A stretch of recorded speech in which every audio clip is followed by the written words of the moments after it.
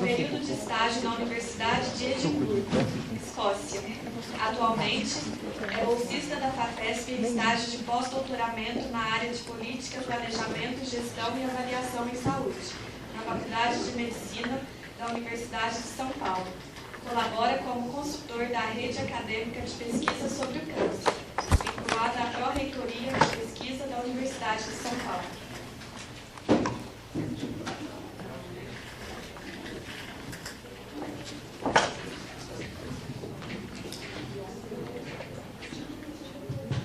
Oi, bom dia. Queria primeiro começar agradecendo a organização do evento, que me recebeu super bem. E eu sou egresso aqui, então sou da 6ª turma de Relações Internacionais. E o meu professor de iniciação científica foi o Aguinaldo, então para mim é super legal estar voltando. E poder contribuir com, eu acho que é uma lacuna, na verdade, né? Que quando a gente fala de ciência e tecnologia, normalmente a gente dá como certa que a principal instituição responsável por ciência e tecnologia no Brasil é a universidade. Mas eu acho que vocês devem ter percebido ao longo do evento que na área de políticas públicas, e principalmente essa área mais recente, a análise de política pública ela tende a isolar, de uma certa maneira, o papel do cientista, né? Então, ficou bastante claro aqui, ao longo da semana, que, de uma certa maneira, o tripé ensino, pesquisa e extensão, né? O que mais pesquisa é o ensino. Então, inclusive ontem, teve uma mesa sobre ensino à distância, que foi muito interessante. Hoje, outra mesa sobre ensino. E então acho que foi uma coisa até estratégica do professor também ter me convidado e da organização para poder tentar dar um parecer aí sobre esse outro pé, né, que é o pé da pesquisa. E que curiosamente é o pé que media a política científica e tecnológica para a universidade. Ou seja, essa discussão sobre ciência e tecnologia ela é muito pulverizada atualmente, né? Então, se você anda lá pela Unicamp, no Instituto de Economia, você vai ter uma abordagem para ciência e tecnologia. Se você anda na ciência política da USP, uma outra abordagem. Mas elas tendem a se dialogar muito pouco. Por quê? Porque a área que eu fiz o meu doutorado, que é em política científica e tecnológica, ela é uma área interdisciplinar. Então ela busca associar conhecimentos de várias áreas para se pensar o papel do cientista e como o cientista tende a influenciar na política de ciência e tecnologia. E aí eu vou mostrar para vocês aqui um recorte que faz parte da base, é um recorte muito específico do meu projeto de pós-doutorado e que no Brasil é uma área muito estudada no Rio de Janeiro, principalmente com os grupos da Fundação Oswaldo Cruz. E eu acho que isso demonstra inclusive uma contradição em termos, porque o Rio de Janeiro, o estado do Rio de Janeiro, é o que mais dá atenção para esse tema atualmente no plano, na esfera federal, mas a maior parte da pesquisa em saúde do Brasil está concentrada no estado de São Paulo. Então, é um pouco uma contradição você pensar que no estado de São Paulo tenha tanta pesquisa em saúde, mas que as decisões e a coordenação institucional com o governo federal se dá no Rio de Janeiro. Claro, né? Estamos voltando aí à antiga relação colônia-metrópole, né? Que até pouco tempo atrás o Rio de Janeiro era a capital do país. Então, tudo isso eu estou falando um pouco para introduzir esse debate que, de uma certa maneira, me chama muita atenção. E eu estou meio que nessa militância, tentando discutir políticas federais a partir de experiências do Estado de São Paulo, e não só do Estado de São Paulo, porque agora no pós-doutorado é uma coisa mais nacional, mas o meu principal interesse aqui no fim da apresentação é que vocês percebam que, engana-se quem acha que o cientista fica fechado num laboratório fazendo pesquisa. E aí eu vou falar um pouco sobre isso. O cientista, inclusive, tem um papel como articulador de política pública no Brasil.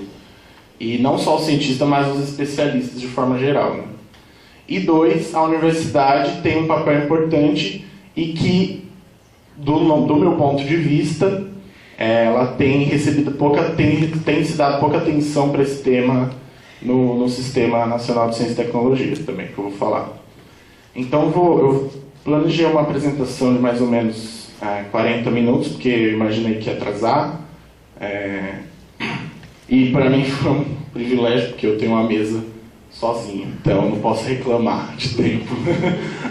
Então, até por isso eu quero aproveitar também para discutir melhor esse assunto. Bom, um pouco do que eu estava falando antes, né?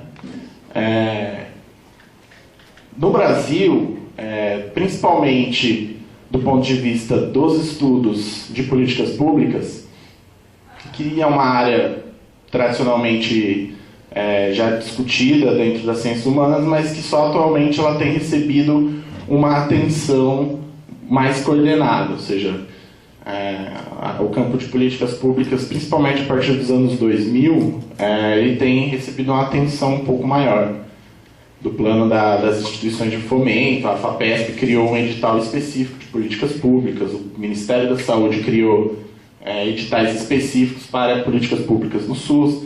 Então, esse tema tem chamado atenção e a gente vai falar do porquê disso. E as universidades, aqui eu trouxe 4 campos aqui, que é o campus da USP, a Unicamp mais acima e o campus de Botucatu embaixo. São centros de pesquisa, conhecidos internacionalmente por ser centros de pesquisa. Eu acho assim, para a gente conseguir entender o que eu vou falar aqui, a gente tem que esquecer um pouco do papel da universidade no ensino superior nesse momento. Eu sei que o ensino superior é o que forma e qualifica pessoas para a carreira científica, mas vamos tentar falar sobre ciência e tecnologia e ver a universidade como um ator, e que no Brasil é o ator principal, né? Então, se pensar que a universidade é o espaço onde se produz conhecimento científico, a gente já tem que ter em mente que esse conhecimento ele tem 3 formas de ser tratado no plano da análise de políticas públicas, né? Então nós temos o conhecimento científico para ensinar, ou seja, na formação científica, e a formação científica no Brasil se dá nos mestrados, doutorados e pós-doutorados estrito sensu. Então isso é uma coisa que tem que ficar claro. MBA é muito importante, mas não é formação científica. Pós-graduação lato sensu é especialização, profissionalização para o mercado. Então eu estou falando de uma coisa muito específica, formação para pesquisa científica, que no Brasil é mestrado, doutorado e pós-doutorado. E por que eu estou centralizando isso? Porque ainda há um desconhecimento, inclusive de quem é da própria universidade, do que a universidade tem de potencial, né? Então, por exemplo, a gente quando está na graduação, a gente tem um professor que ele é uma porcaria de professor do ponto de vista de didática. Mas a gente sempre escuta falar pelos corredores: ele é o grandão da FAPESP, é o grandão do CNPq. Por quê? Porque, normalmente, a carreira científica e a carreira de ensino, elas não são exatamente juntas. No Brasil e no sistema universitário brasileiro Então, você tem um professor que ele é muito bom pesquisador e ele também tem que dar aula, ele também tem que fazer extensão. E isso em vários países, não só no Brasil. Mas o que motiva, o que joga o nível de ciência e tecnologia de uma instituição é a pesquisa. Então, o papel do profissional, do pesquisador, na produção de conhecimento científico. E é por isso que é importante estabelecer programas de pós-graduação, porque são nesses programas de pós-graduação que as pessoas conseguem avançar na carreira científica. Então, por que eu estou falando isso? Porque eu estou querendo centralizar o papel do cientista. E existe um senso comum de que o cientista, e aí eu estou falando especialistas, pesquisadores, e na nossa área de ciências humanas, um cientista ele é um professor que faz pesquisa em política e que apresenta artigos científicos, relatórios para governo. Isso é a nossa ciência, digamos, as ciências humanas, né? Mas existe aquele senso comum de que o cientista é inclusive eu trouxe essa figura porque, inclusive, tem uma abordagem de que o cientista ele tem uma coisa meio maluca, o cara fica lá preso no laboratório e tudo mais. Mas o que se espera do cientista na nossa sociedade recente, já no estágio avançado de economia globalizada e tal? Espera-se do cientista que ele entregue para a sociedade produtos, dentre outras coisas. E um dos produtos são as tecnologias e as inovações. Então aí tem uma foto do iPad, do iPhone 7. Então se tem essa ideia de que o que um cientista faz na universidade, principalmente nas grandes universidades americanas e tudo mais, que ele desenvolva produtos e que esse produto chegue ao mercado, né? Dentre outras abordagens, mas que isso seja algo visível. Então, eu diria nos últimos 8 anos, principalmente, essa discussão tem crescido e uma importante contribuidora desse debate é essa professora, a professora Mariana Mazzucato, que ela é professora do Departamento de Política Científica e Tecnológica na Universidade de Sussex, no Reino Unido, e ela lançou esse livro, e inclusive lançou no Brasil também, uma versão português e inglês, que chama O Estado Empreendedor. E aí vocês devem pensar, nossa, mas Estado Empreendedor? O empreendedor não é o indivíduo lá que visualiza um cenário e abre uma loja, ganha dinheiro, e aí ele se candidata a prefeito de São Paulo pelo PSDB, e ele fica rico, e ele é um empreendedor. Não. Em termos gerais, o conceito de empreendedorismo, ele, além de ser muito mal revisado, porque é um conceito do início do século XX, do Schumpeter, e isso é uma coisa que o Aguinaldo domina muito bem, essa discussão sobre o empreendedorismo e empresariado. Um empreendedor, ele na verdade não é uma pessoa física. O empreendedor, ele é uma atitude, uma dinâmica, uma instituição, eu diria. Então o Estado pode ser empreendedor, grupos podem ser empreendedores, mas empreendedor não nesse sentido que se divulga por aí, de abrir loja, não sei o quê. Empreendedor no sentido de coordenar e articular políticas com ações concretas de investimento para desenvolvimento econômico. E a Mazzucato fez uma análise brilhante no livro sobre o papel do Estado americano no desenvolvimento científico e tecnológico nos últimos 20 anos. Inclusive mostrando que tecnologias como as de iPad, celulares, só foi possível graças a investimentos maciços do Estado americano no desenvolvimento de tecnologias, startups, novos materiais, LCD, sistemas de software, quad-core e Java, blá, blá, blá, blá. Então, toda essa discussão teve que vir à tona porque, em outras palavras, Steve Jobs sozinho não faz verão, entendeu? Ele tem uma instituição pesada acima dele que financia o risco dele e também direciona, que é o mais importante que financiar, é direcionar ações concretas. Então, assim, um pouco puxando mais para o tema da apresentação, por que depois dessa discussão rápida que eu tenho, Por que costuma se dar pouca atenção para a ciência e tecnologia e menos ainda para a ciência e tecnologia em saúde? Porque nós temos já algumas áreas que tradicionalmente são muito estudadas no Brasil. Que, por exemplo, serviços de saúde, você tem todo o campo da saúde coletiva analisando isso, você tem uma área inteira de organização de sistemas de saúde, que na verdade está direcionada ao quê? A oferecer serviços de saúde, né? Ou seja, analisar a oferta de serviço. Então, é muito grande, por exemplo, a produção de conhecimento no Brasil sobre o SUS, que na minha opinião é uma das melhores coisas que o Brasil tem, é o SUS. E por que eu estou falando isso? Porque na análise de políticas públicas, quando se fala em saúde, na verdade, a maior parte dos debates tendem a analisar serviços.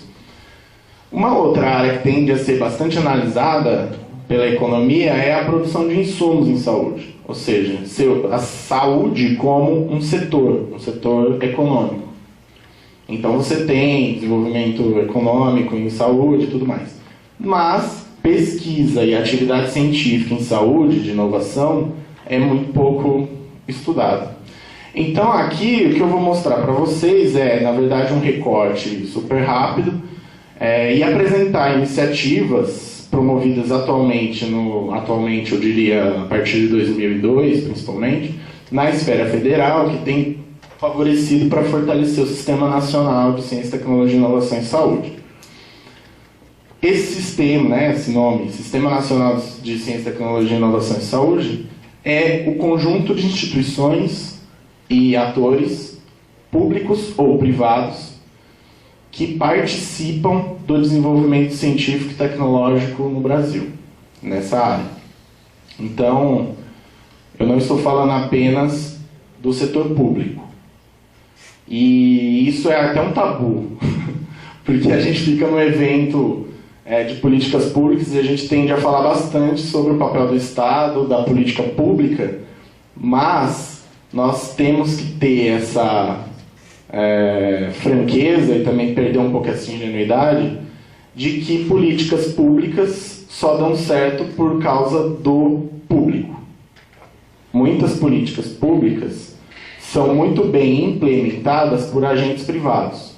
Um exemplo, as creches em São Paulo, no município de São Paulo. Atualmente, as creches da cidade de São Paulo, e até fazendo um parênteses, elas são fornecidas por grupos privados, mas que são empresas, e que, segundo o prefeito da cidade, falou, olha, às vezes tem agentes privados que fornecem serviços públicos de melhor qualidade e mais barato para a prefeitura. Aí você fala, interessante, né? Aí você vai verificar, ou seja, as creches no município de São Paulo tem crescido o número de vagas, em um ano, 2, vão zerar as filas, porque tem um investimento para isso, e as crianças comem comida orgânica. Ficam lá em tempo integral, etc. O que acontece com as escolas públicas do Estado? As crianças comem biscoito de alho e sal, e é público. Então, assim, não vamos demonizar o papel do agente privado no fornecimento de produtos públicos. É isso que eu quero falar. E, claro, também não vamos endeusar, né? Mas tudo bem. Então, o que eu vou mostrar aqui são exemplos de iniciativas de coordenação institucional em ciência e tecnologia, e eu queria depois discutir como a gente consegue avaliar impacto de políticas, porque a análise em ciências humanas, e principalmente políticas públicas, elas tendem a partir muito da política. E aí o que acontece? A política é perfeita, e a gente viu aqui várias apresentações, a política é perfeita, blá blá blá, mas na hora de ser implementada e de você verificar o resultado da política, ela é péssima, mesmo que a política seja muito bem planejada. Então eu quero, inclusive, contribuir no debate para que a gente pense a análise de políticas públicas a partir do resultado da política. Ou seja, eu quero analisar o resultado de uma política e entender por que essa política fracassou ou por que essa política deu certo. Ao invés de ficar estudando a Constituição de 88, a gente tem que olhar para o que, na prática, está acontecendo e como a gente pode reunir dados e apresentar informações para que a gente entenda o resultado da política. Então, um pouco o caminho inverso. E aí, um pouco do que eu estava falando sobre ciência, tecnologia e inovação no Brasil, a gente, selecionando aí principalmente os atores, ela é feita nas universidades e institutos públicos, feitas por pesquisadores voltados em centros de pesquisa e ensino superior. Eles fazem essa pesquisa a partir de pesquisa básica ou com vistas à aplicação na indústria, em serviços, exemplo, a área de química, que é uma área forte. E quem financia essa pesquisa são os órgãos do governo federal, principalmente o CNPq, para pesquisa, tá? E o FINEP, e as fundações de amparo, principalmente a FAPESP, que é uma agência muito importante no plano nacional, inclusive, pelo impacto que gera em produção de conhecimento. E então essas agências são públicas, né? Em saúde, onde que nós temos centros conhecidos por pesquisa em saúde de renome internacional? Fundação Oswaldo Cruz, que é aquele castelinho vermelho. A gente tem embaixo, por exemplo, o Instituto Butantan, em São Paulo, que eles têm um outro complexo, mas essa fotografia é do prédio histórico.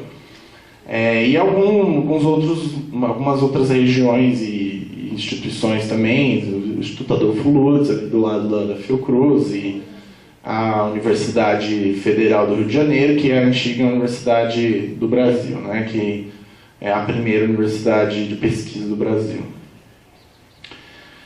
Como esse é um tema muito grande e muito longo, e a gente não tem tempo, eu queria selecionar, até de uma forma um pouco arbitrária, algumas etapas da construção desse Sistema Nacional de Inovação, ou desse Sistema Nacional de Ciência, Tecnologia e Inovação, ao longo do século passado, né? Então, se a gente pensar a atividade científica no Brasil, a gente pode dizer que no início do século XX, ela era muito isolada, né? Ou seja, você tinha pesquisa, mas essa pesquisa ela era desenvolvida em centros muito específicos e sem uma concepção de sistema nacional. Então, um exemplo, Instituto Agronômico de Campinas, que é um instituto antigo, já do fim do século XIX, inclusive, que fazia pesquisa agronômica.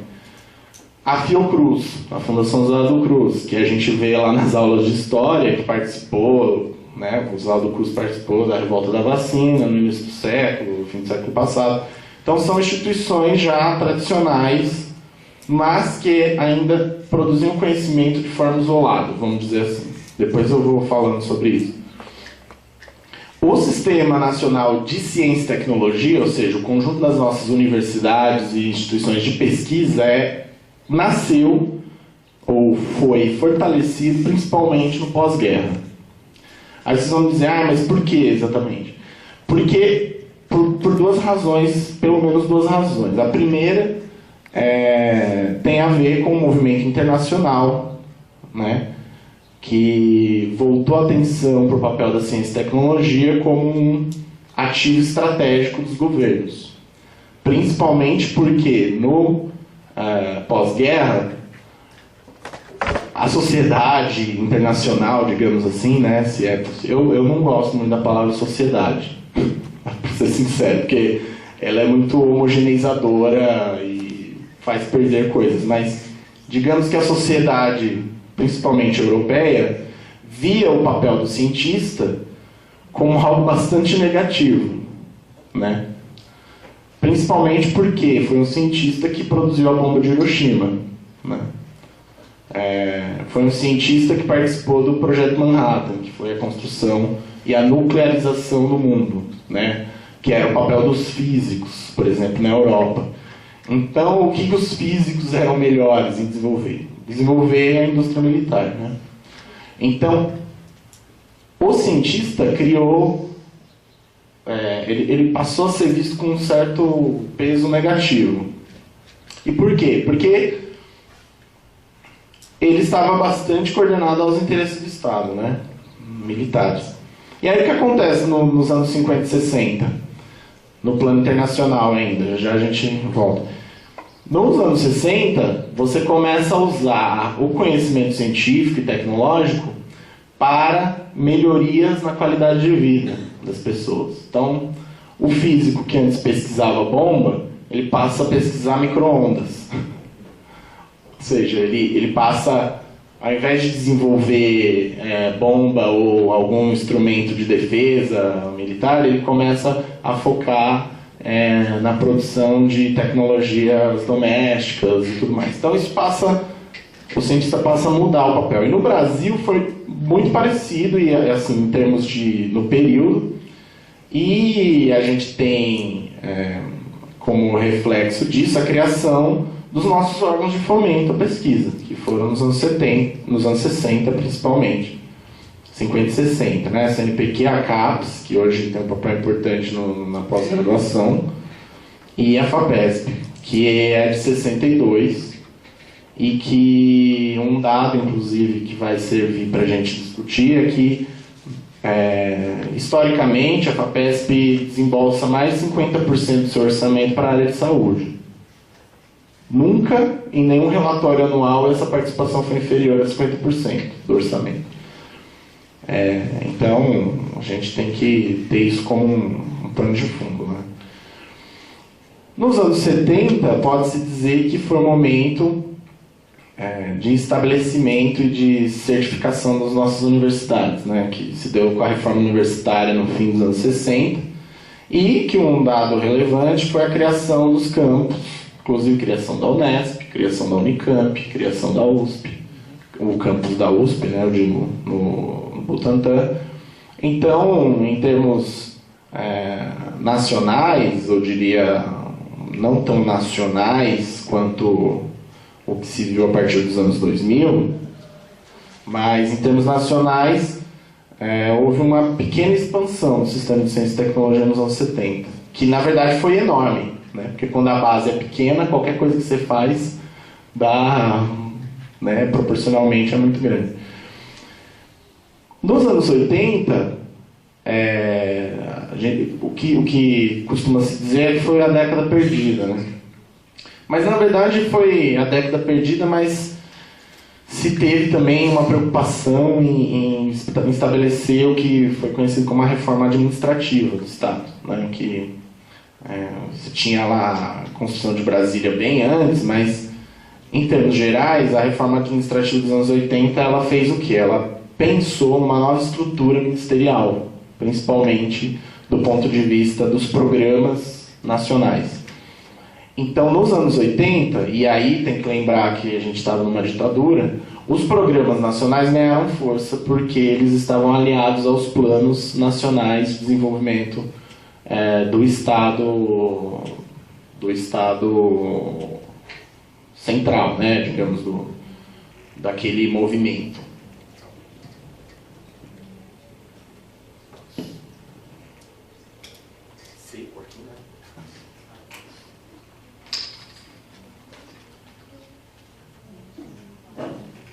E aí, nos anos 90, a gente teve um procedimento lá, uma questão importante de ser mencionada, que foi a crise econômica, e que no nosso caso, no caso brasileiro, a gente estava num contexto de abertura, e também, do ponto de vista da pós-graduação, que é quem forma para pesquisa, houve uma expansão. Não se pode esquecer disso, porque foi nos anos 90 que boa parte dos programas de pós-graduação de pesquisa foram criados. E isso, na verdade, fortaleceu o sistema de pós-graduação. E que, de forma até tardia, foi algo muito importante para a pesquisa no país. Até porque, sem mestrandos e doutorandos, não se constituíam universidades, né? E, sem universidades, não se fazia pesquisa. Então, foi o período em que as pessoas começaram a se titular como doutores. Então veja que isso é muito legal, assim, isso é uma coisa até pessoal minha. Assim. As coisas no Brasil são muito recentes.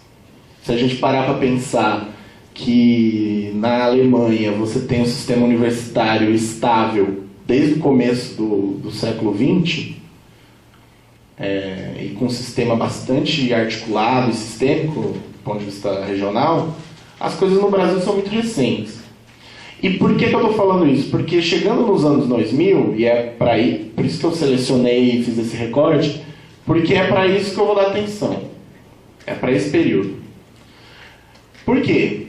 Porque esse período, né, digamos, na primeira década do século XXI, foi o período que se houve maior expansão do sistema universitário brasileiro. Ah, mas foi uma expansão sem pensar no depois. Não interessa. A questão é que o fato é que se expandiu de forma assustadora, em termos gerais, o Sistema Nacional de Ciência e Tecnologia. Em saúde, se expandiram os programas, né, de desenvolvimento tanto dos serviços quanto de pesquisa em saúde, e eu vou mostrar isso. Alguns programas foram muito importantes, como os INCTs, que são os Institutos Nacionais de Ciência, Tecnologia e Inovação. Colocou-se dinheiro, tá, para essas áreas. E, principalmente, se inseriu dentro do espaço de pesquisa o comprometimento com a chamada inovação tecnológica, né? Inclusive mudando o nome do Ministério de Ciência e Tecnologia, que passou a ser Ciência, Tecnologia e Inovação, e que hoje, né, tragicamente, até porque os nossos dirigentes acham que ciência, tecnologia, inovação e comunicações são as mesmas coisas, né? Então, e hoje, infelizmente, esse é o nome do Ministério. Mas, como dizia uma professora minha, não importa o nome, importa o que faz, né? Importa o que está fazendo. Então, vamos tentar olhar para os anos 2000 e pensar o que ele deixou de legado para a segunda década. E lembrar, hein, a gente já está na segunda década, século XXI, que, de alguma maneira, e eu vou mostrar que é o foco da apresentação, é mostrar que houve uma coordenação setorial em saúde. Então veja que eu estou indo para o resultado primeiro. Não estou falando de teoria, eu estou querendo só olhar como que esse cenário se construiu, e a gente vai falar um pouco aqui sobre a crise política e econômica que a gente está vivendo agora, e do meu ponto de vista, mais política do que econômica, né? Então, assim, rapidamente, inclusive, vocês não vão conseguir ler, eu acho, principalmente a terceira coluna, mas se fôssemos elaborar um mapa do Sistema Nacional de Ciência e Tecnologia e Inovação em Saúde no Brasil, a gente tem um peso forte do governo federal, né, e que nos últimos anos tem crescido muito mais por uma questão central, que é o papel do Ministério da Saúde. Tá? Eu sei que é difícil pensar no papel do Ministério da Saúde para a área de pesquisa em saúde, mas isso talvez tenha sido uma das maiores sacadas do governo Lula, que foi criar o que a gente chama, na literatura, de uma perspectiva transversal de ciência e tecnologia. Ou seja, ciência e tecnologia é um tema que você pode ter no Ministério da Educação, você pode ter no Ministério da Agricultura, você pode ter no Ministério da Saúde, você pode ter no Ministério da Habitação, se ele existisse. Por quê? Porque ciência e tecnologia é um tema transversal. Ele é transversal porque ele trata de conhecimento. Então, o que a gente passa anos na vida acadêmica é produzindo conhecimento sobre política, né? Mas esse conhecimento raramente é colocado em prática. Aí você fala, é porque nós cientistas somos os coitadinhos? Não, porque nós cientistas muitas vezes somos acomodados. Mas como um cientista tem acesso ao governo para implementar políticas públicas? Isso aí não é algo trivial, né? Ou seja, nós recebemos financiamento público para fazer pesquisa, e nós, as ciências humanas, temos como responsabilidade entregar produtos públicos. E esses produtos são políticas, ou avaliações, ou análises de políticas. Quem estava aqui desde o primeiro dia, viu o professor Renato Dagnino falar sobre você levar uma tese para um ministro ver, né? Você fala, nossa, eu sou o maior especialista em inovação em saúde no Brasil. Aí você coloca a sua tese para o ministro ver, ele vai olhar e vai falar, resume isso em uma página que talvez eu leia. Isso é muito importante, porque, na verdade, isso significa um problema de comunicação. Ou seja, principalmente do cientista com o dirigente, porque o cientista é o cara mais habilitado para fazer essa comunicação. Gente, não é uma coisa impossível você resumir uma ideia em uma página. Tá?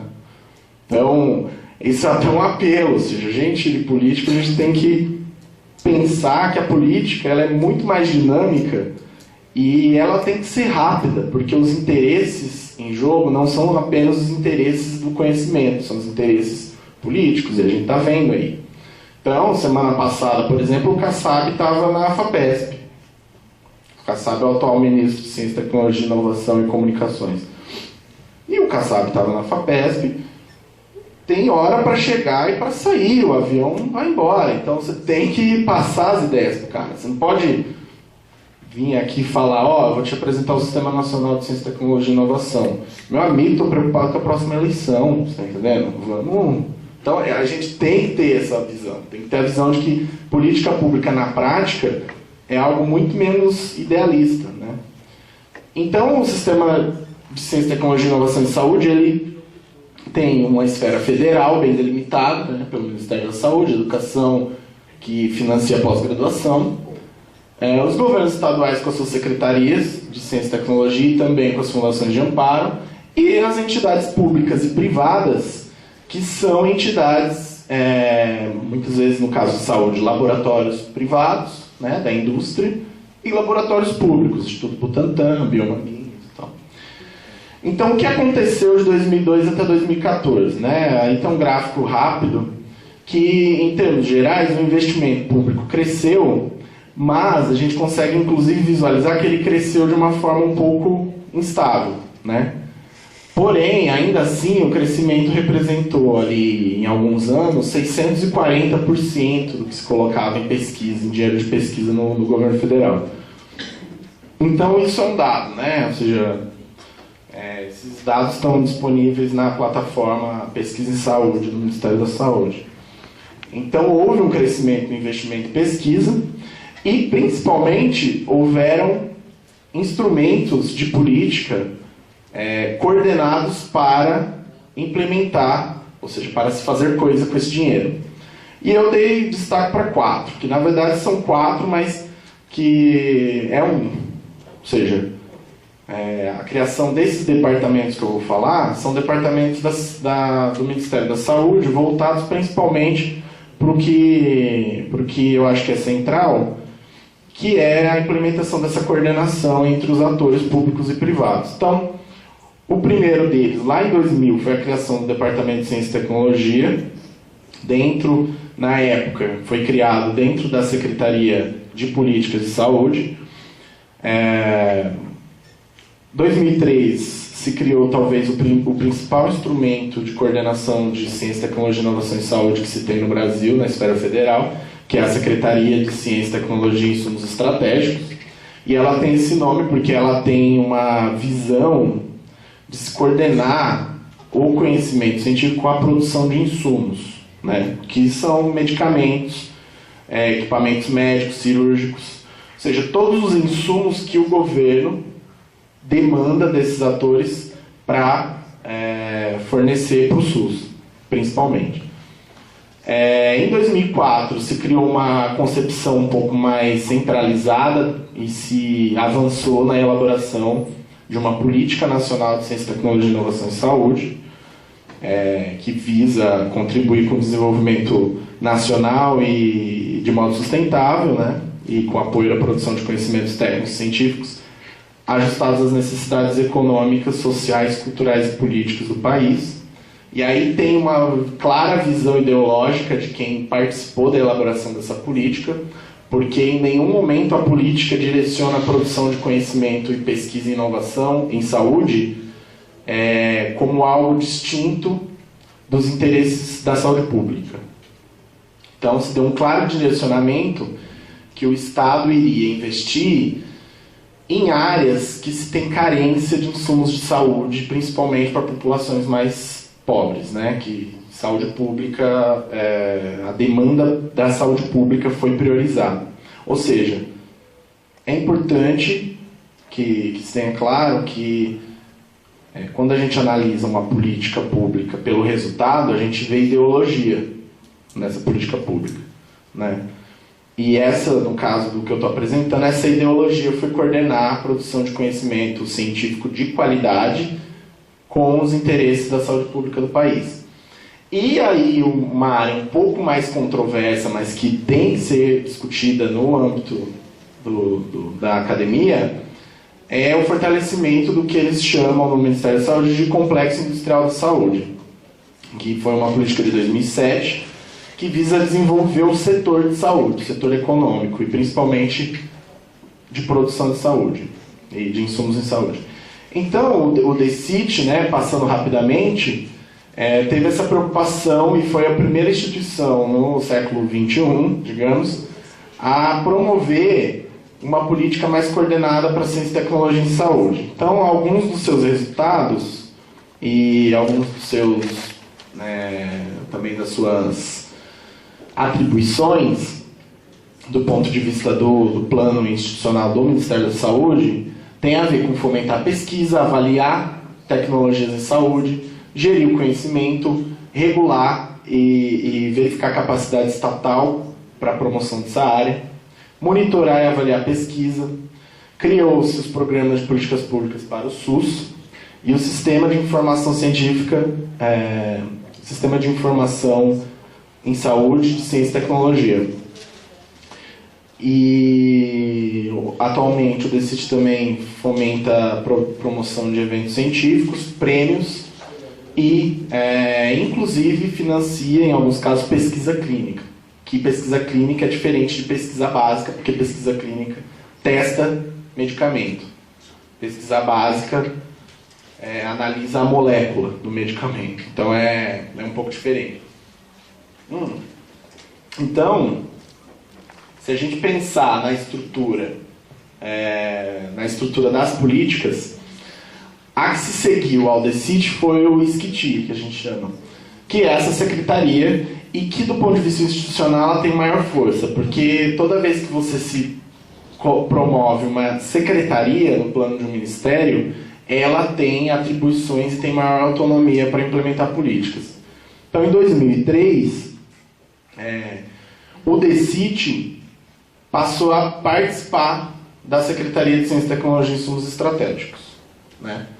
E, além desse, criaram mais 3 departamentos. O Departamento de Assistência Farmacêutica, que o principal foco é garantir o acesso a fármacos e insumos de saúde para a população, né? E ele tem um papel fundamental, porque ele dialoga muito com a produção de conhecimento em saúde. O Departamento de Gestão e Incorporação de Tecnologias, que é quem, na verdade, define qual medicamento vai entrar na lista do SUS e qual não vai entrar e por quê. E, inclusive, verificam custo-efetividade de vacinas e outros insumos.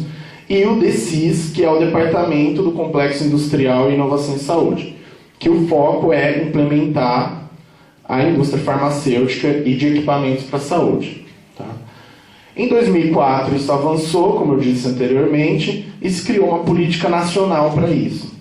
E aí, toda vez que se cria uma política nacional, ela tem duas funções. Ela incorpora novos atores e ela participa também da implementação dessa política dentro das outras políticas do Ministério. Então, o Ministério da Saúde atualmente tem uma área muito...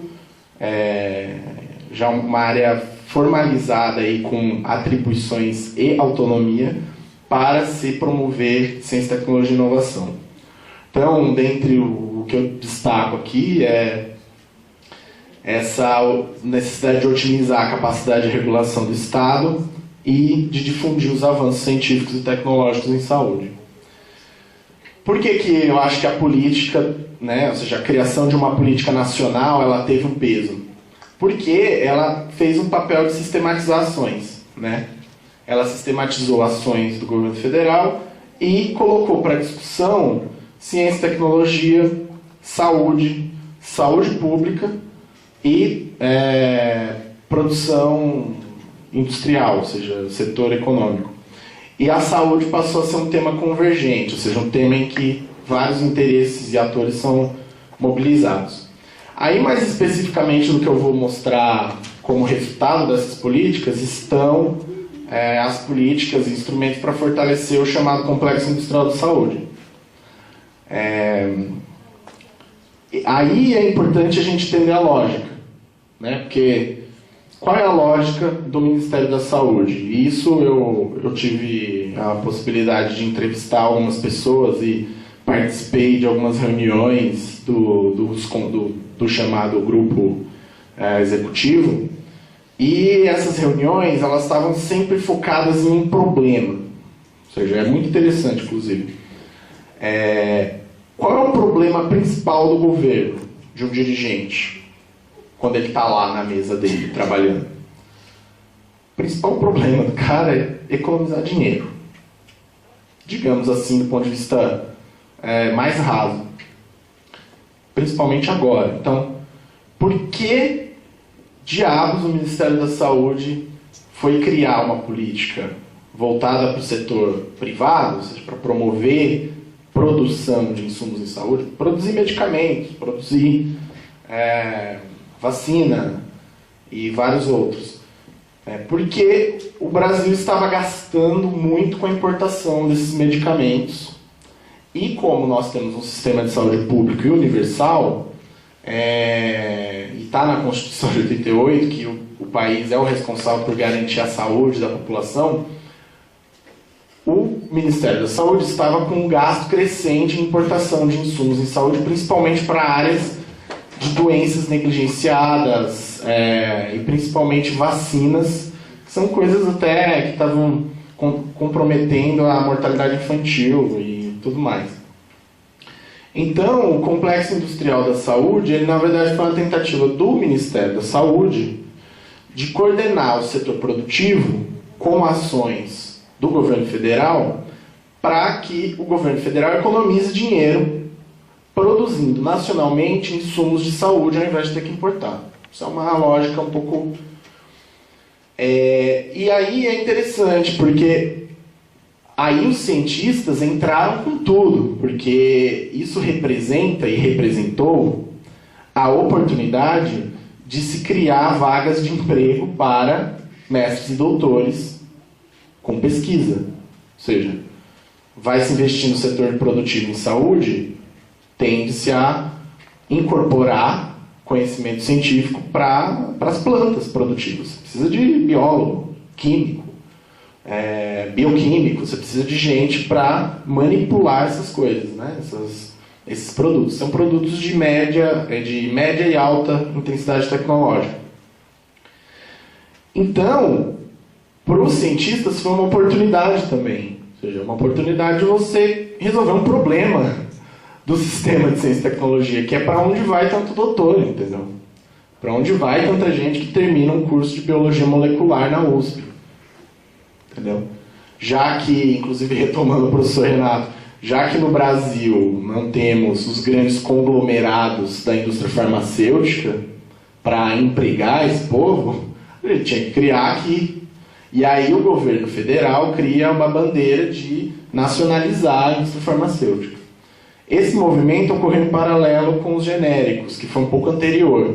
Mas os genéricos foi uma coisa um pouco diferente, porque os genéricos, na verdade, foi um incentivo para que se produzisse aqui a partir de conhecimento de fora. Ou seja, produtos, inclusive, de baixo valor de conhecimento técnico, de pirona, sabe? De pirona, hoje... Sabe quanto custa para produzir uma dipirona, um comprimido? Menos de 1/100º de centavo. Ou seja, não há valor, um valor agregado nesse tipo de insumos. Agora, vacina de Zika, quem produzir, está feito. Então, essa foi uma diferença sensível, coordenar conhecimento científico para esse tema. E aí se criaram esses instrumentos em 2007, ou seja, o Programa para o Desenvolvimento Complexo Industrial de Saúde, que foi formalizado em 2012, e o Grupo Executivo em 2008 para atender esses problemas. Então aí um pouco para ilustrar o que eu falei, que eu tenho que correr já, porque eu já falei demais,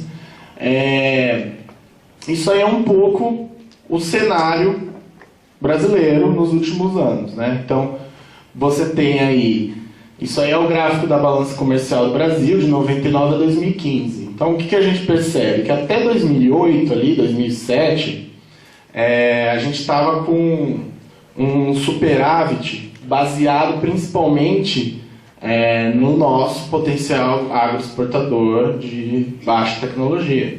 E que ainda bem que tem isso, porque o que a gente verifica em 2008 é que setores de alta tecnologia, que é o azulzinho bem claro ali, e o de média e alta, passaram a puxar a balança comercial e deixá-la desfavorável. Por quê? O que aconteceu nesse período? Todo mundo lembra? Que todo mundo viajava de avião, todo mundo importava azeite não sei de onde. Ou seja, a importação de produtos, e inclusive isso aqui, né, cadê o computador? Teve gente que comprou computador nessa época. Então, o que aconteceu? Se importou muita coisa de muito valor agregado e a nossa balança ficou desfavorável. E qual foi o principal componente que desfavoreceu nossa balança comercial? Insumos de saúde, principalmente de média e alta tecnologia. Ou seja, o país passou a importar medicamentos para fornecer para o sistema de saúde. E aí, para vocês perceberem qual é a composição da saúde nessa importação, está ali no azul claro, né?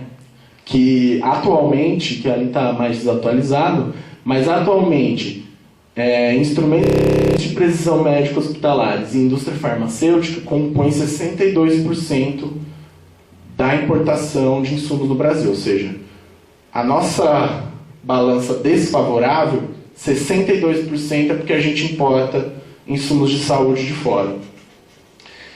E desses insumos de saúde, né, 1/4 são medicamentos, que a diferença de nomenclatura entre fármaco e medicamento é que medicamento ele tende a ser manipulado em instituições de saúde. Então, por exemplo, um medicamento venoso é um medicamento. Fármaco ele tende a ser fornecido em farmácia. Então, um pouco de pirona é um fármaco.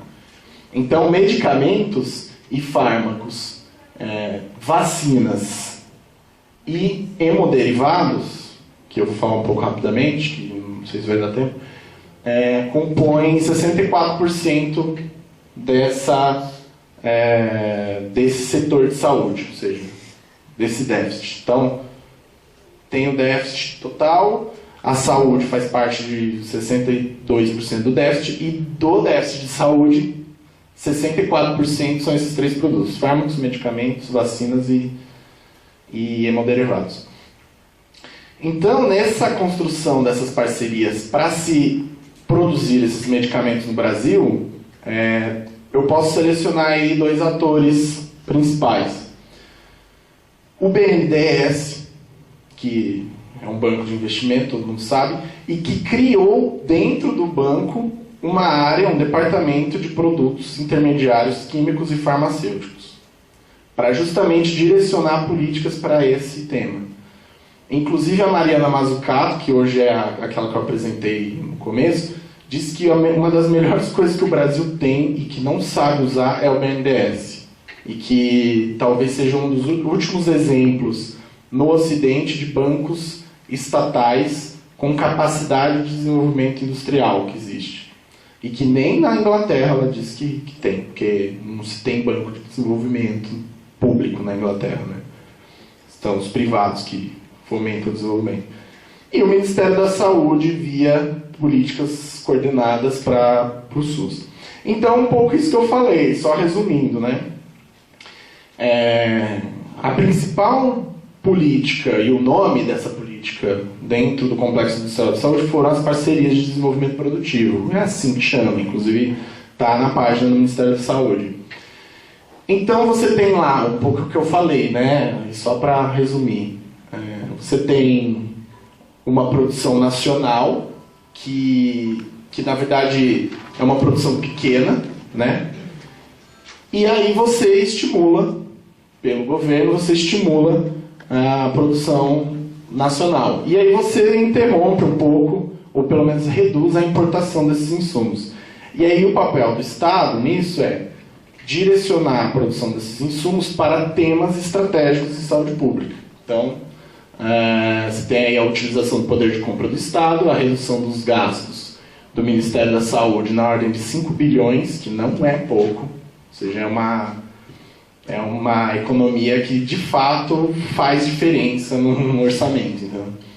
E a possibilidade de exportar o excedente dessa produção. Ou seja, nas entrevistas, os dirigentes diziam assim, não, o Estado dá o dinheiro para o cara fazer a planta de uma vacina, o empresário faz a planta, né, com o dinheiro do BNDES, a gente promete, ou seja, contrata que o SUS irá ser o comprador de toda a produção por 20 anos. Isso reduz o risco do empresário. Então, o governo dá o dinheiro para construir a planta, fala que vai comprar a produção, porque ainda assim ele vai economizar, e, no médio prazo, tem a devolução do investimento para o BNDES na forma de empréstimo. Né? E isso não seria possível se a gente não tivesse o SUS, porque é o principal demandante de produção de insumos de saúde. E aí, para finalizar, para mostrar para vocês alguns dos principais resultados dessa parceria, eu selecionei 4. Né? Então, a primeira delas, que é a Hemobras, que é a empresa brasileira de hemoderivados e biotecnologia. Tá? E um componente importante dessa política, só para fazer um parênteses que eu esqueci de dizer, é que o governo obriga o investidor privado a fazer parceria com laboratórios públicos, vinculados a universidades. Então, essa planta, inclusive está pronta, que a foto é antiga, mas é uma planta de hemoderivados que foi construída no município de Goiânia, no Pernambuco. E ele demanda toda a infraestrutura de conhecimento da Universidade Federal do Pernambuco, e que inclusive tem laboratórios vinculados. Hemoderivados, rapidamente, só para entender, são produtos médicos ou são produtos de saúde manipulados e gerados a partir do sangue da própria pessoa que demanda o medicamento. Então, ele é hemoderivado porque você cria um medicamento a partir dos componentes presentes no sangue humano, né? Isso é considerado uma área de ponta, inclusive no mundo, assim. E inclusive é um tema interessante, porque quando eu fui fazer o meu projeto de pós-doutorado, eu queria analisar esse tipo de medicamento, mas eu acabei analisando, propus analisar anticorpos monoclonais, que são medicamentos para câncer. Ou seja, Hemobras,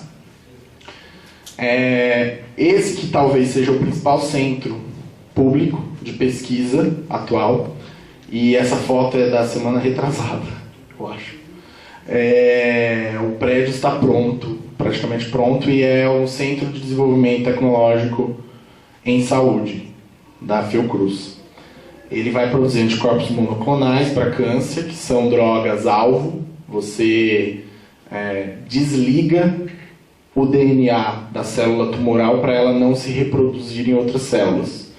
Então, são drogas que combatem o processo de metástase de câncer. Ou seja, ao invés de você agredir o corpo da pessoa fazendo a retirada do tumor, você manipula molecularmente o gene da célula que irá criar novas células.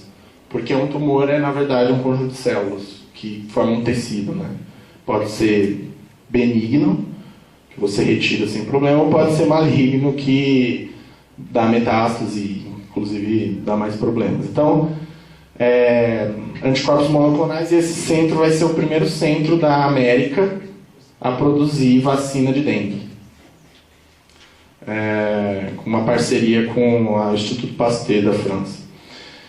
Aqui, um exemplo de um laboratório privado que surgiu, né, que eu falei que dava dinheiro para iniciativa privada, que é ali em Jundiaí, que é a Libs, que é uma indústria também que vai focar em terapias para câncer.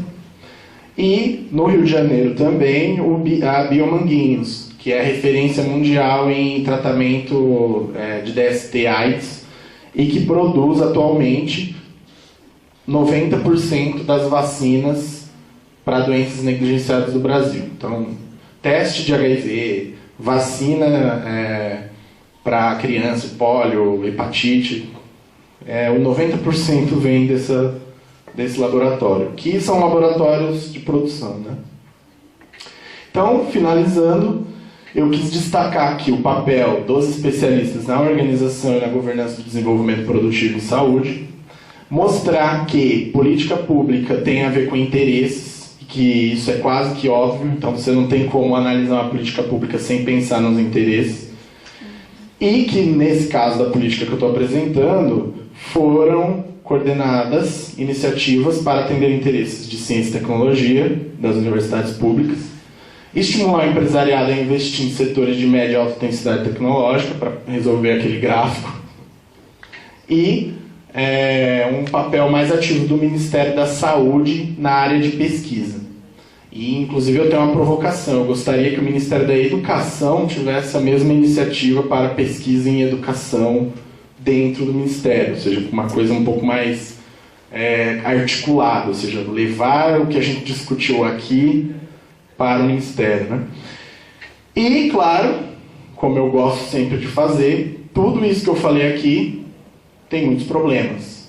Por exemplo, se o meu professor Renato visse eu falando isso, mas como assim o governo está dando dinheiro para a empresa produzir riqueza? Ou seja, tem toda uma discussão sobre como medir o impacto dessas ações, ou seja, do ponto de vista de produção ela pode até acontecer, mas existem problemas posteriores que podem aparecer, né? Verificar quem fica de fora nessa política, né? E lembrar uma coisa, que se a gente pensar que parece ser uma coisa extremamente cara, né? Toda essa política do BNDES, não sei, representar 1% do investimento do BNDES. Toda essa política para o setor de saúde. Do investimento, não do orçamento, mas do investimento que se faz, né? Anualmente, e que ao longo dos últimos anos representou em torno de 20%, mais do que é pouco, né, se for pensar. Então, eu finalizo com essa provocação e essa forma de se analisar a política, que é partindo do resultado, ou seja, como que a gente, a partir disso, ou seja, desse resultado, as plantas industriais aparecendo, a partir disso, como a gente busca os atributos de política pública para entender o que aconteceu e o que tornou possível isso. Então, eu queria agradecer a presença de vocês, dizer que eu gostaria que fosse mais breve, mas a programação está um pouco atrasada, mas que eu fico à disposição para quem quiser conversar sobre o assunto e dizer muito obrigado.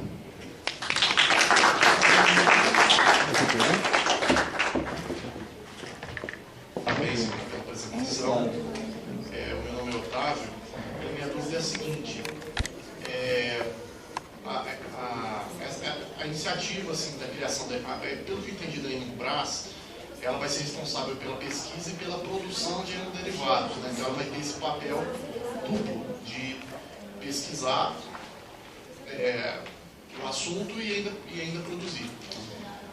Na sua visão, será que a gente não estaria reproduzindo um modelo de criação de estatais que a médio prazo pode até levar a um sucateamento, né, dessa iniciativa, que me parece, no curto prazo, como a gente não tem nada, como a gente não possui essa infraestrutura, é ótimo, mas no médio prazo, será que isso não pode ser sucateado? Renan, olha, faz tempo que eu não assisto um workshop assim, ou participo de um workshop tão esclarecedor, principalmente porque não é da minha área, né? Sou da área da educação, e o que você falou no final aí é verdade, né? Muita coisa que é produzida em congresso, que deveria ser levado para o governo, para o MEC, para colocar em prática como pesquisa da educação e melhorar essa política nacional da educação, deveria ser colocada. Eu só queria que você fizesse um comentário assim, em vez de melhorar, né, o investimento, o fomento à pesquisa na USP, no Hospital de Ribeirão Preto, por exemplo, em Campinas, que tem puta de um hospital lá, né, que não sei como é que está, alguma informação sobre isso. Se, em vez de criar Hemobras, criar essas estruturas todas, não ampliar, né, o hospital da USP e o hospital da Unicamp. Parabéns pelo trabalho. Obrigado. Parabéns pela palestra, né, o workshop, muito interessante a temática, principalmente quanto a demonstrar essas políticas públicas de saúde no sentido de gerar interesse de pensar o Brasil enquanto protagonista, né, não de meros importador de tecnologias, né, então muito interessante esse aspecto. Só que eu gostaria de trazer, de repente, para ouvir mais o pesquisador falando sobre as questões da saúde, quando coloca como tema transversal. E ao colocar ele como tema transversal, e levantando quem são esses pesquisadores em saúde no Brasil, eu gostaria de saber se você tem, foi levantado o aspecto mais específico de quem pesquisa, porque fica demonstrado pelos slides que o pesquisador que faz isso é o pesquisador da instituição pública. Mas que pesquisador é esse dentro da instituição? É um pesquisador da medicina, da farmácia, ou tem também uma quantificação, se tem essa quantificação, se há o historiador, o cientista político, né, o cientista social, né, mais amplamente, o educador também, né, no sentido do aspecto que a saúde também é tema transversal dentro do currículo, né? Então, se existe essa preocupação de quantificar, pelo menos, né, depois também se qualificar, né, como que é a atuação desses trabalhos, e nesse sentido, pensando também na palestra do professor do primeiro dia, que ele trabalha a questão do gasto e o modelo adotado. Então, é interessante perceber que, por termos um modelo industrial de saúde, é inevitável que hoje precisa de dipirona. Mas se existe também um investimento em políticas públicas no sentido preventivo, no sentido de falar assim, vamos pensar uma sociedade que não precise de dipirona, porque o problema é a gente pensar que o Brasil está criando uma tentativa de autonomia de produção de remédios, mas ao mesmo tempo a gente vê no cenário político do legislativo, do executivo, discutindo uma flexibilização do CLT no sentido da pessoa trabalhar mais. Sim. Sendo que se a gente pegar hoje problemas de saúde, muitos advêm de relações de trabalho abusiva, né? Então, como que fica essa questão da pesquisa e da atuação do gestor público no sentido de pensar a saúde não como um mero modelo industrial farmacêutico, mas também como um modelo em busca de qualidade de vida, né? Onde que as pessoas não ficassem doentes. Sim. Tá? Acho que é isso. Eu esqueci seu nome. Otávio. Tá. Então, Otávio, você perguntou sobre a Hemobras, né? Sem dúvida, a gente está vendo um declínio do modelo neodesenvolvimentista, né? Ou seja, toda aquela promessa de que as estatais iriam salvar o Brasil já foi uma verdade, mas hoje em dia a gente não está com esse cenário. O que eu acho que é diferente é que essas novas plantas produtivas, e aí é por uma questão de recorte, né? Elas têm o diferencial de demandar conhecimento científico. Então, em termos de indústria, por exemplo, você vai me dizer, mas a Petrobras também demanda conhecimento científico e está em crise, né? Tá, mas ao mesmo tempo, a coordenação para a produção de insumos estratégicos, ou seja, aquilo que o governo precisa produzir, precisa ter um sistema público. Aí eu vou te dizer por quê. Esse sistema público ele não precisa ser ineficiente, ele pode ser um sistema público bastante eficiente. E eu acho que é verdade que o sistema neodesenvolvimentista já está em crise, e isso é uma verdade desde os anos 80, mas ao mesmo tempo, se você pega um exemplo que, claro que não pode ser o exemplo para todo mundo, mas o exemplo do National Institutes of Health nos Estados Unidos, que é um complexo público de laboratórios públicos de saúde que fazem parcerias com as universidades, você vai perceber que o empresário e o industrial ele não vai fazer a pesquisa se isso não for, digamos, dado para ele. É um pouco você achar que vão produzir sapato em Franca se não tiver quem costura. Entendeu? Então, esses setores mais intensivos em conhecimento, eles têm essa vantagem de ter, como mão de obra, uma capacitação especializada e que, se não houver, não vai ter a produção. Então, claro, ela pode entrar em crise, dependendo do que se vê, né? Mas, por ter uma demanda por compras públicas, né, pelo SUS, eu acho que você garante ali uma certa estabilidade no médio prazo para que a demanda seja atendida, né? E ainda mais tratando de saúde, que é uma coisa bastante recente, né, que a gente no Brasil é acostumado a ver estatais de energia, de petróleo, mineração. Isso mostrou pra gente um tipo de estatal de baixo valor agregado. Petróleo cru. Gente, a Dilma foi deposta do cargo por causa do preço do petróleo. E ninguém fala disso. A balança comercial do Brasil, aquela que eu mostrei, o petróleo bruto estava a R$120 o barril e $20 o barril, foi para 30. E a gente tinha essa dependência, né, de exportação. Claro que isso é um comentário meio Globo News, né, mas isso importa, porque de uma certa maneira essas áreas intensivas em pesquisa elas estão um pouco mais blindadas desse tipo de problema, né? Mas gostei da sua pergunta. Sobre os hospitais e a importância de se investir também no que já tem, né, ao invés de ficar criando coisa nova. A gente tem um problema sério no Brasil, que é a coordenação entre o governo estadual e o governo federal, né? Então, se você pensar que nós temos um estado em que os hospitais e a pesquisa em saúde é tão avançada, mas nós temos um governo que não dá muita importância para isso, né? E que inclusive se relaciona e se direciona às universidades como a máfia das universidades, ou como pesquisa tinha que ser mais aplicada. Então, o governo do estado de São Paulo deveria ter mais ação para se investir em instrumentos como esse que se fez no plano federal. Não estou falando especificamente do complexo industrial, estou falando de instrumentos de coordenar mais investimentos em ciência e tecnologia para áreas estratégicas. Então, recentemente, os institutos públicos do estado, o IAC de Campinas, o próprio Instituto Butantan estava sem dinheiro para pagar funcionário. Então, e aí? Aí a gente entra nessa coisa também paternalista, ou seja, a gente vai ficar esperando investimento do Estado até quando? Até deixar o teto cair na nossa cabeça, enquanto a gente está tentando estudar? Não. Né? Então, quando eu falo nessa demonização do setor privado, é um pouco isso também, né?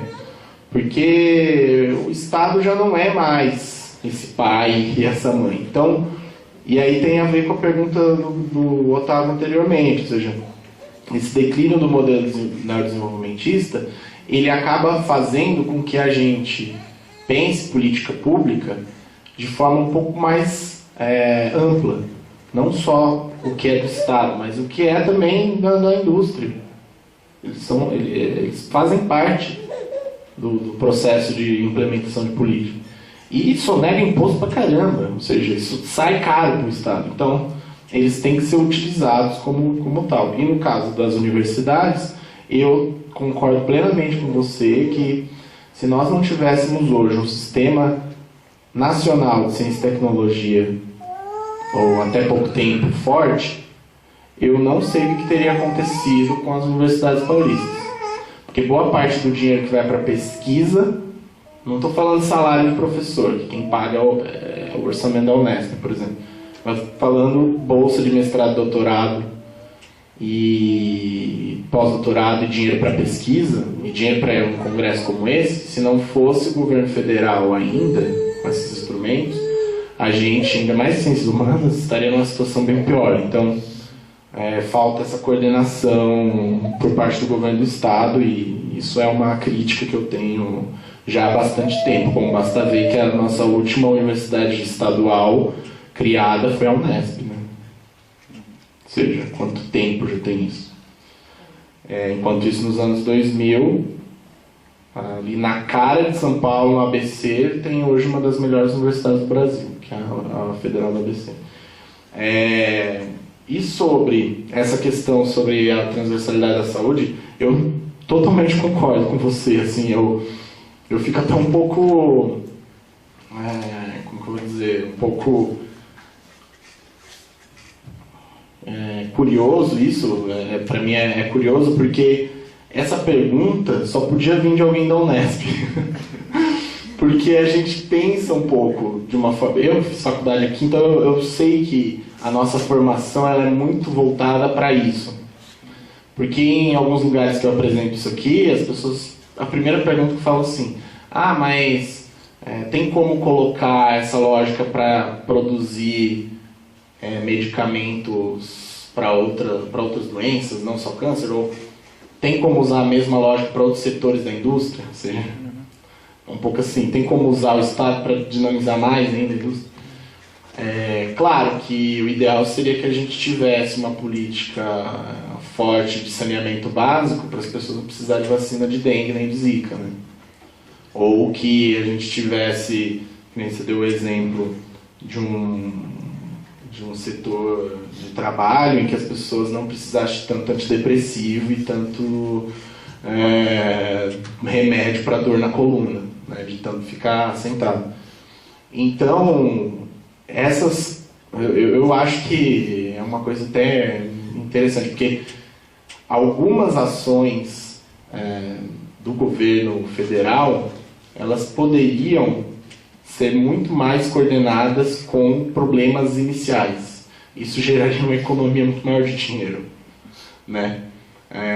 Inclusive prevendo um cenário em que as pessoas não iriam precisar de vacina de uma doença negligenciada que se pega de um bicho no rio, sabe?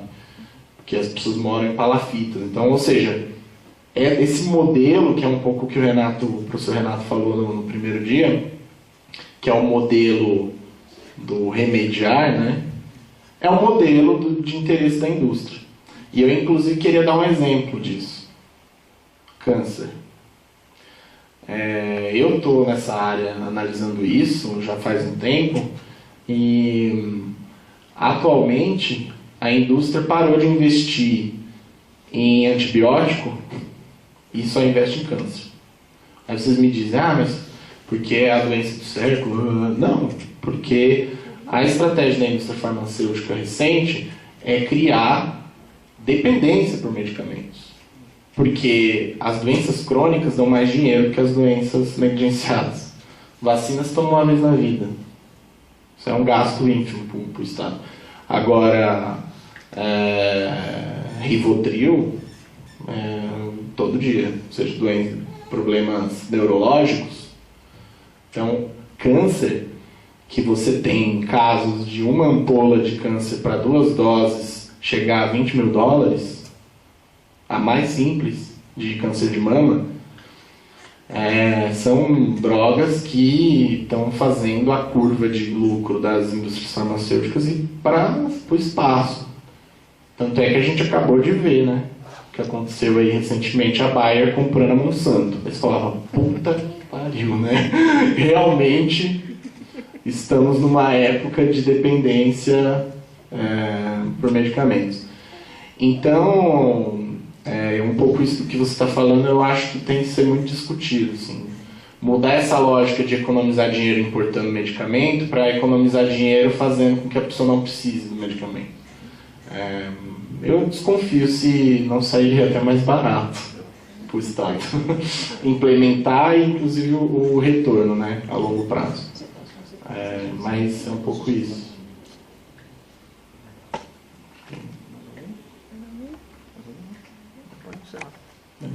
Bom, gente, mais uma vez queria agradecer e dizer que eu fico aberto a qualquer esclarecimento e falar mais uma vez obrigado pela organização do evento, que foi magistral.